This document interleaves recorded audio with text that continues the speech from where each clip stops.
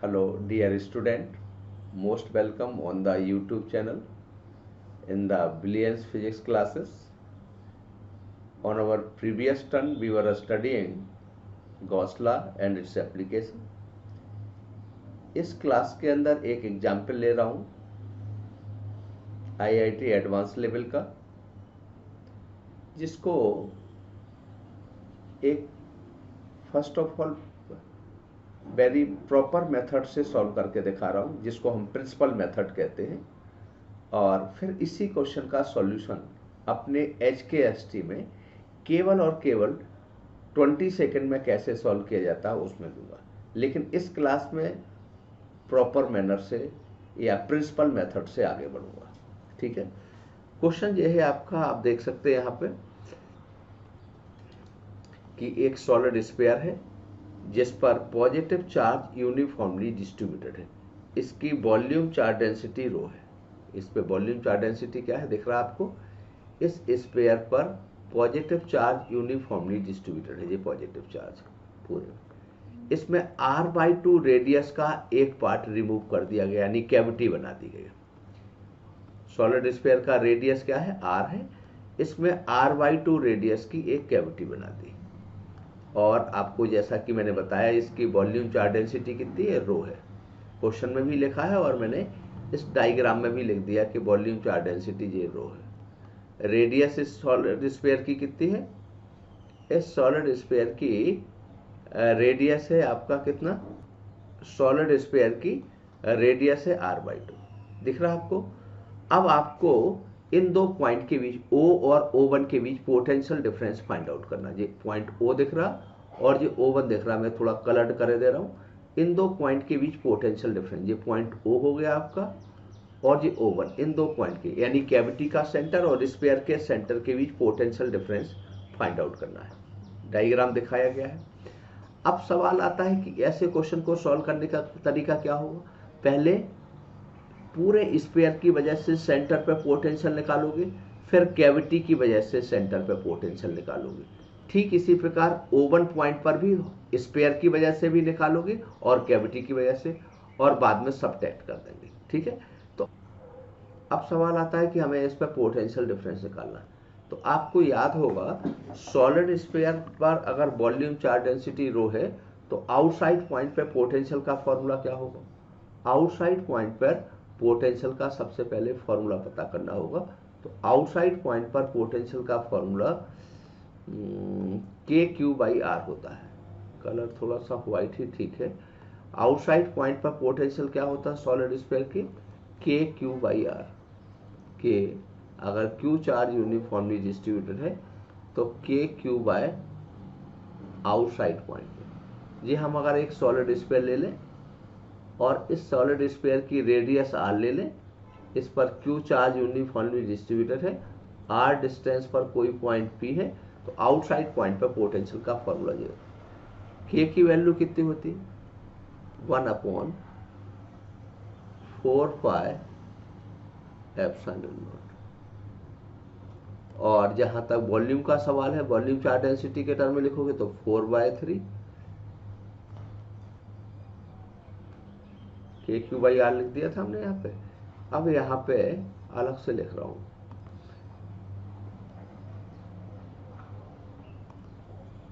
Outside point पे पहले potential का फॉर्मूला लिख रहे हैं। तो कितना आ गया बताओ आउटसाइड पॉइंट पे पोटेंशियल। K का मतलब है 1/4 पाई एप्सिलॉन नॉट। R तो एज इट इज लिखा, और यहाँ पे वॉल्यूम से मल्टीप्लाइड करोगे तो वॉल्यूम कितना हो जाएगा, 4/3 पाई R³ इंटू रो से मल्टीप्लाइड कर दिया तो ये चार्ज आ गया आपका। तो आउटसाइड पॉइंट पे अगर आप देखें तो कितना आ गया, 4 पाई से 4 पाई कैंसिल हो जाएगा, तो ρR³ over 3 epsilon not R आ गया। ये आउटसाइड पॉइंट पे पोटेंशियल आ गया। सरफेस पे निकालें तो क्या आएगा, सरफेस पे निकालेंगे तो स्मॉल r कैपिटल R के बराबर हो जाएगा। तो कितना आ जाएगा, rho are square over 3 epsilon naught जिस सरफेस पे इनसाइड पॉइंट पे पोटेंशियल का फॉर्मूला क्या होता है मैं लिख रहा हूं नेक्स्ट स्लाइड में। इनसाइड पॉइंट पे पोटेंशियल का फॉर्मूला क्या लिखवाया था, आपको याद आ गया होगा, के क्यू। ये फॉर्मूला सारे ड्राइव कराए हैं, तो इसीलिए किसी को यहाँ पे कोई ऑब्जेक्शन नहीं होना चाहिए। 2r³ 3r² minus r²। ये सब फॉर्मूला ड्राइव कराए थे कि ये एक स्फीयर है जिसकी रेडियस r है, इससे r डिस्टेंस पर कोई पॉइंट P है, ये सेंटर है इस पॉइंट पे। अब इसको भी हम वॉल्यूम चार्ज डेंसिटी के टर्म में लिखें तो बताओ क्या लिखोगे। k को तो 1/4 पाई एप्सिलॉन नॉट लिखोगे, इंटू 2r³ तो था ही यहाँ पे, इसको लिखोगे तो 4/3 पाई r³ इंटू रो लिखोगे, ठीक है। 3r² माइनस r², क्या टर्म कैंसिल हो गया, 4 पाई से 4 पाई कैंसिल हो गया, तो इनसाइड पॉइंट पे क्या आ गया बताओ। ऊपर देखो 4 पाई से ये 4 पाई कैंसिल हो गया, r³ से ये r³ कैंसिल हो गया, तो ऊपर क्या टर्म आया बताओ, rho over 6 epsilon naught 3r² minus r²। ये जनरलाइज फॉर्मूले के तरीके से भी यूज करते थे, सरफेस पे निकालते तो स्मॉल r कैपिटल R के बराबर होता, तो 2r² यानी ये वाला पहला वाला फॉर्मूला आ जाता। देखो ध्यान से कौन सा फॉर्मूला आ जाता, ये पहला वाला फॉर्मूला भी आ जाता, आएगा या नहीं। तो इसको हम एज ए जनरलाइज फॉर्मूले भी यूज कर सकते थे। सेंटर पे निकालें, सेंटर पे, सेंटर स्मॉल r 0 होगा, सेंटर पे निकालोगे तो स्मॉल r 0 होगा, तो कितना आ जाएगा, rho over 6 epsilon naught 3r² at centre, that is small r equal to 0। अब इस क्वेश्चन को सॉल्व कर रहे हैं। क्वेश्चन को जब सॉल्व करेंगे तो क्या करेंगे बेटा, सबसे पहले O पॉइंट पर पोटेंशियल निकालेंगे। Potential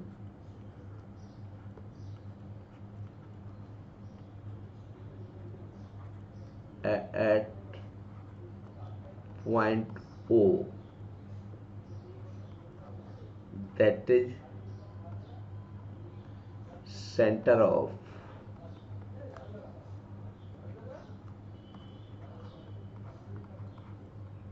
solid sphere. तो सॉलिड स्फीयर के सेंटर पे निकालोगे तो किस किस की वजह से आएगा, कैविटी की वजह से भी आएगा, और किसकी वजह से आएगा, कैविटी की वजह से आएगा, और सॉलिड स्फीयर के सेंटर पे आएगा, ठीक है, और कैविटी के सरफेस पे आएगा। लेकिन कैविटी तो कैविटी, अगर हम कैविटी का भी बनाते हैं तो पहले तो हम कंप्लीट स्फीयर की वजह से निकालते हैं, या कंप्लीट बॉडी की वजह से निकालते हैं, फिर कैविटी की वजह से निकालते हैं, और इन दोनों को सबट्रैक्ट कर देंगे तो रिमेनिंग पोर्शन की वजह से आ जाएगा। तो बताओ सॉलिड स्फीयर की वजह से सेंटर पे कितना आएगा। तो सेंटर का फॉर्मूला अभी 1 मिनट पहले ड्राइव किया है, वो मुझे फिर से देखना होगा इस टर्म में, क्योंकि मुझे भी याद नहीं है। कितना आ गया, rho 3 rho r² over 6 epsilon 3 rho r² over 6 epsilon naught.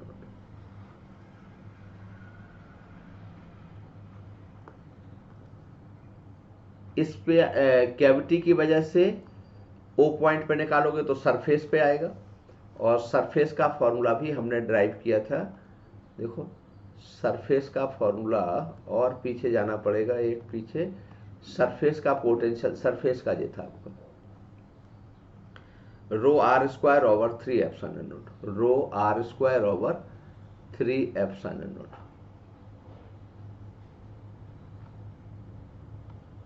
Rho are square, r radius चूंकि इसकी r/2 है तो r/2 का square, rho are square over 3 epsilon not.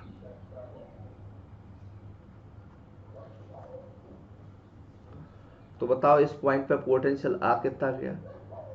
O point पे पोटेंशियल आ गया rho are square over 2 epsilon naught. यहाँ कितना हो गया? Rho are square over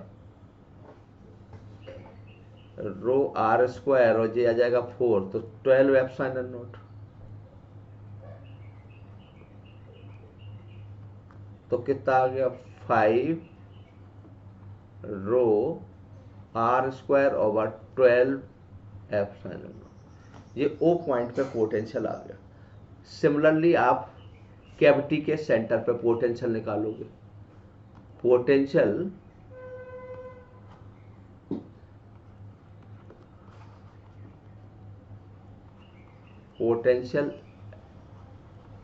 eight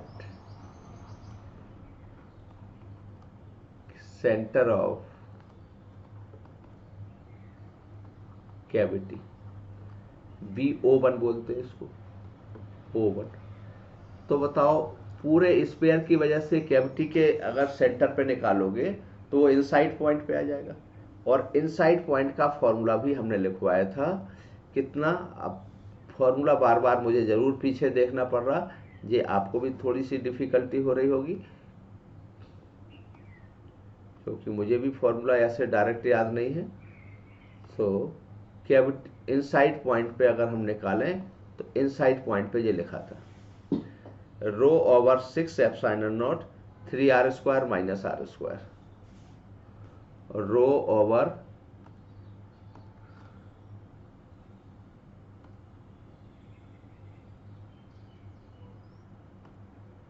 row over 6 epsilon naught 3r square minus small r square यहाँ r/2 होगा, सो r/2 का स्क्वायर। ये तो आ गया पूरे स्पेयर की वजह से। और कैविटी के वजह से निकालोगे तो कैविटी के सेंटर पे क्या आएगा? तो सेंटर का फॉर्मूला रो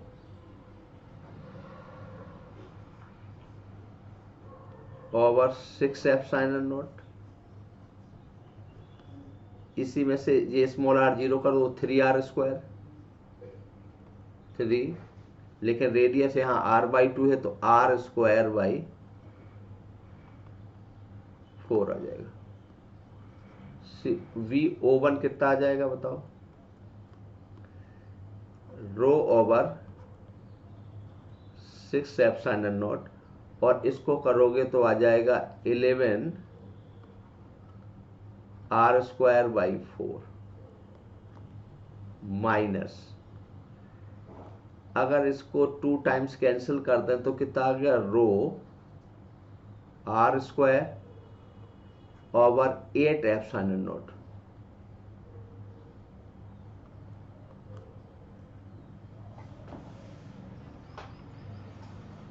ठीक है, एलसीएम लिया तो ये 24 करने के लिए यहाँ 3 से मल्टीप्लाइड किया है और यहाँ 3 से किया। अगर ऐसा कर लिया, बेकार में कैंसिल किया था, तो कितना आ गया था आपका? और rho are square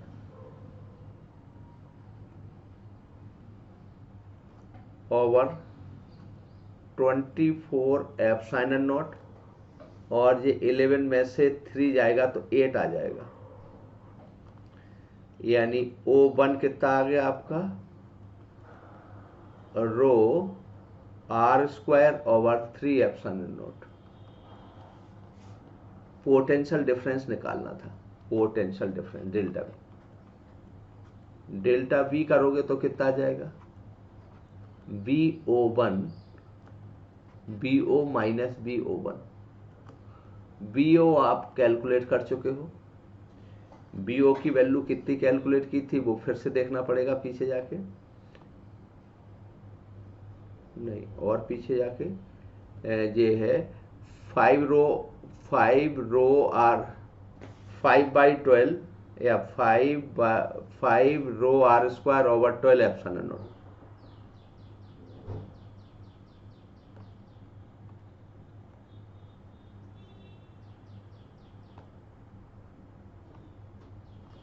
five rho are square over 12 epsilon not.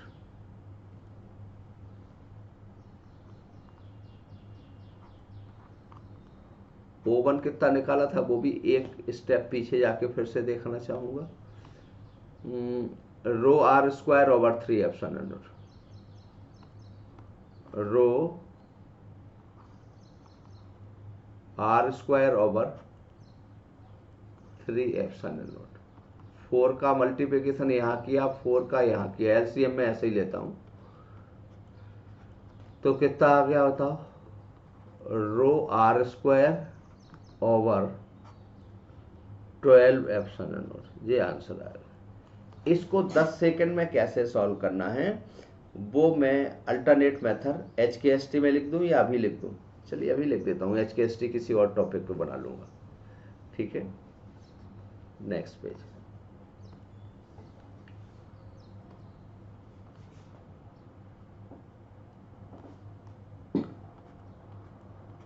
Alternate method की बात कर रहा हूं।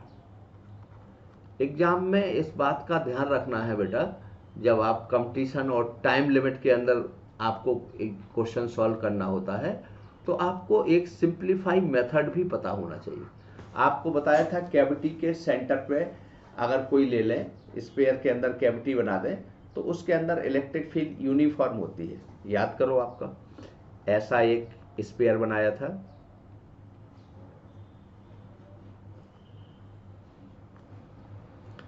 और इस पे एक कैविटी बनाई थी और कैविटी के इस पॉइंट पे पोटेंशियल निकाला था, इलेक्ट्रिक फील्ड निकाला था। मुझे हालांकि ये सब लिखने की जरूरत है नहीं। तो कैविटी के इस अंदर हर पॉइंट पे इलेक्ट्रिक फील्ड यूनिफॉर्म होती है, और इलेक्ट्रिक फील्ड का फॉर्मूला E इक्वल टू लिखवाया था, अगर आपको याद है तो E इक्वल टू लिखवाया था रो ओवर 3 एप्सिलॉन नॉट, और उन दो पॉइंट के बीच का सेपरेशन O1 के बीच का सेपरेशन है R/2। याद आ गया? ऐसा ड्राइव करके दिखाऊं या क्लियर है? और जिस सबको पता है E इक्वल टू होता है माइनस के dV/dr। E इक्वल टू कितना होता है, माइनस के dV/dr। ये इलेक्ट्रिक फील्ड यूनिफॉर्म था तो dV इक्वल टू कितना आ जाएगा, अगर इलेक्ट्रिक फील्ड यूनिफॉर्म है तो dV इक्वल टू E तो बाहर आ जाएगा, तो कितना आएगा बताओ, rho r over 6 epsilon naught, ये dr करोगे।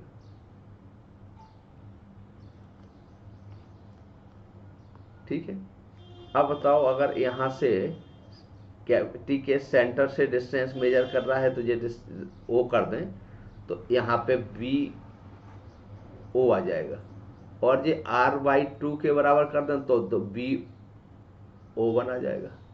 यहाँ पे आएगा VO माइनस VO1, ये माइनस साइन यहाँ से हटा दिया तो बताओ कितना आ गया यहाँ पे, rho r over 6 epsilon naught into R/2, तो कितना आ गया, rho are square over 12 epsilon naught. ये 10 सेकंड के अंदर आपका आंसर आ गया। ठीक है, तो 10 सेकंड में कैसे सॉल्व करना है वो हमने कैविटी के अंदर इलेक्ट्रिक फील्ड का कैविटी में आपने एक इलेक्ट्रिक फील्ड ड्राइव करके दिखाया था और आपने देखा था कि कैविटी के अंदर हर पॉइंट पर इलेक्ट्रिक फील्ड नॉन जीरो होती है बट कांस्टेंट होती है। ऐसा हमने ड्राइव किया था, याद आ रहा बेटा? तो वो जो हम मेथड लिख रहे हैं, डेरिवेशंस लिख रहे हैं, वो बहुत आपके लिए इम्पोर्टेंट है, प्रोवाइडेड आप रेगुलर वीडियो देखें या रेगुलर क्लास अटेंड करें।